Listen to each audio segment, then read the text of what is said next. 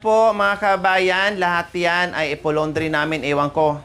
Siguro 1,000 tulinada. Bakit nabutas? Tapos nabutas ang brief pa ang lumabas.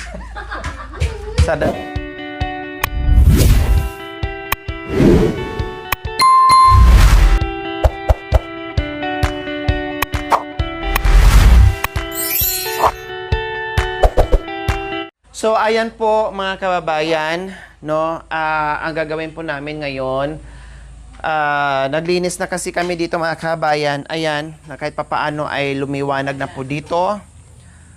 Wala na kayo nakita dyan ng mga basura. Yung mga nakasako-sako dyan mga kababayan, no?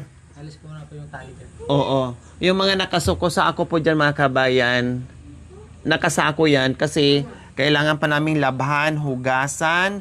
Ayan, ito, Diyos ko, grabe, isang dump truck na naman nakuha namin dito kahapon. So, yung mga natira na naka-garbage bag, yan po yung aming mga napili na mga damit na kailangan ipa-laundry po mga kabayan. Kasi kung kami ang maglaban niya mga kabayan, abutin kami ng 5 taon.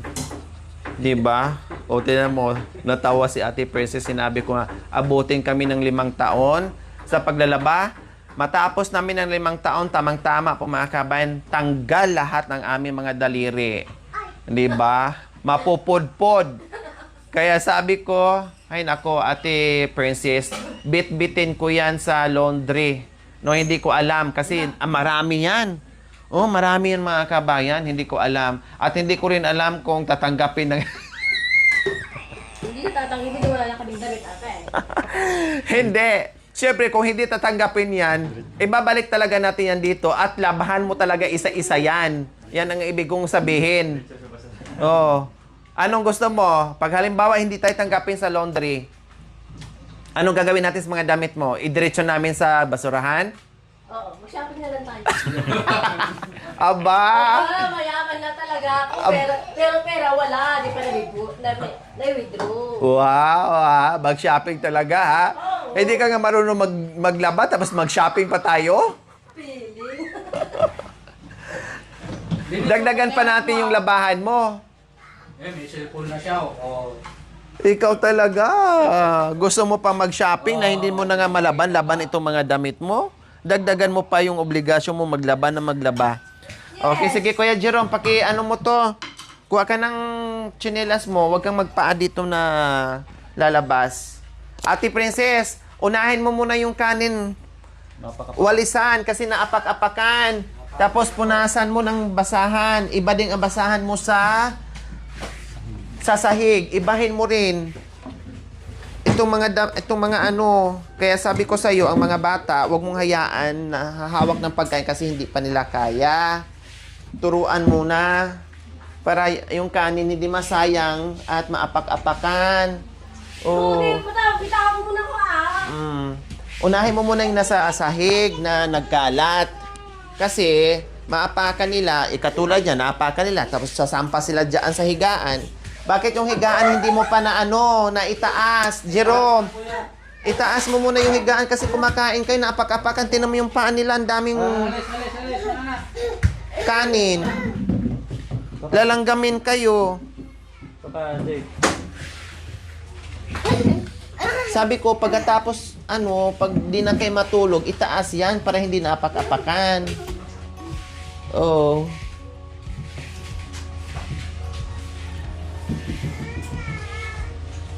Mamaya mo saksakin. Mamaya isa-saksak. Kunin mo muna yung cellphone mo. Yung cellphone mo! Ako na nagwalis mga kabayan kasi naapak-apakan ng mga bata yung kanin. Tapos didikit sa paa, sampa sa higaan, langgamin sila. Yaman nila uli mo.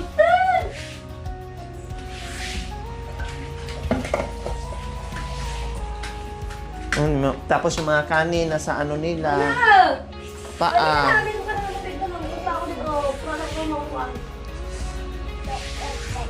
Yung pamunas mo sa sahig, ibahin mo. Pag sa lamesa. Yay! Kailangan lahat magkakaiba dahil para hindi magsama-sama yung Pot holder yan, hindi yan pamunas dyan. Bili kayo sa akin, princess. Binigay pa, binigay pa. Pamunas ba to? Pot holder to. Dito lang to. Pang ano to sa... Pag mainit na ano, yan, takip. Hindi pamunas yan. Hindi basahan yan. Kumuha ka ng... Saan na yung pamunas, ate, princess? Tumulos mo sa head. Oo, sa sahig. Saan? Ayan, pang ano yan. Pang lamesa mo yan. Saka pang... Ayan lang. Di wala pa siya nagamit. Wala pang nagamit? O sige, yan ang sasahig na yan, ha? Huwag mo na gamitin kung saan. Oh. Hoy, huwag sirain, anak ko.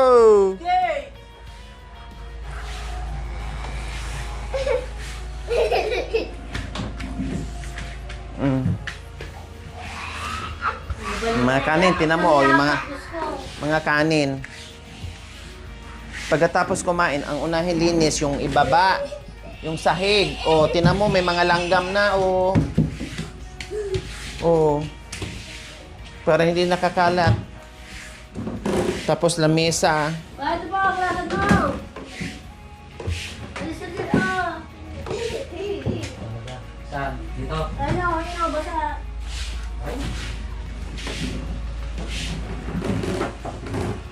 Yan, ganyan.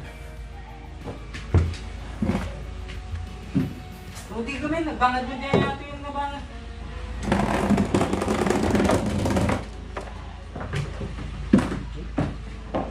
Po mga kabayan, lahat yan ay ipolondry namin, ewan ko.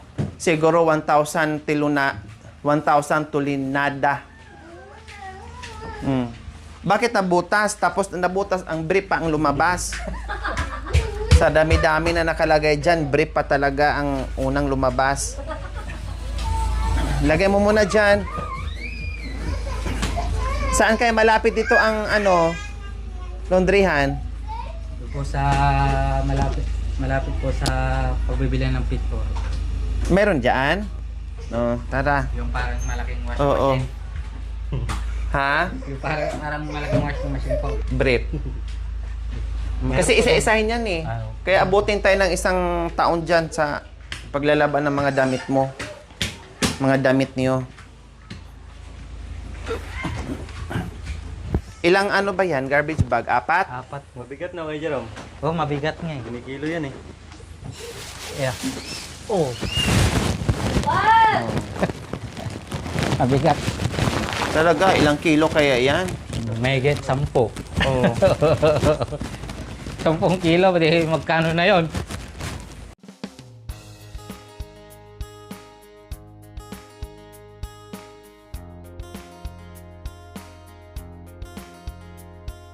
Makikinig naman sila eh. Pag ako sumaway, nakikinig naman. Lalabas. Walang bababa. Hindi lang naturuan sila, hindi kasi sinasaway. Sunod ng sunod. Ay, mahulog ka, anak ko. Alis ka dyan, alis! Ito mas mabigat. 10 kilo. Hindi pa. Mahigit. May get. Oh. Mga 13. Oh. 15. Diba?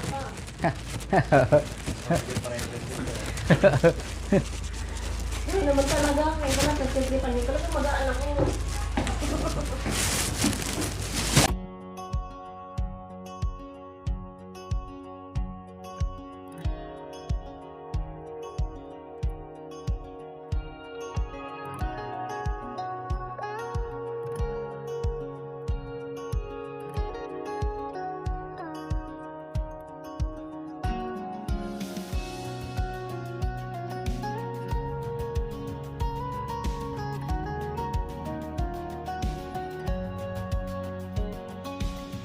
So ayan po mga kabayan, na ikarga na ni Kuya Jerome yung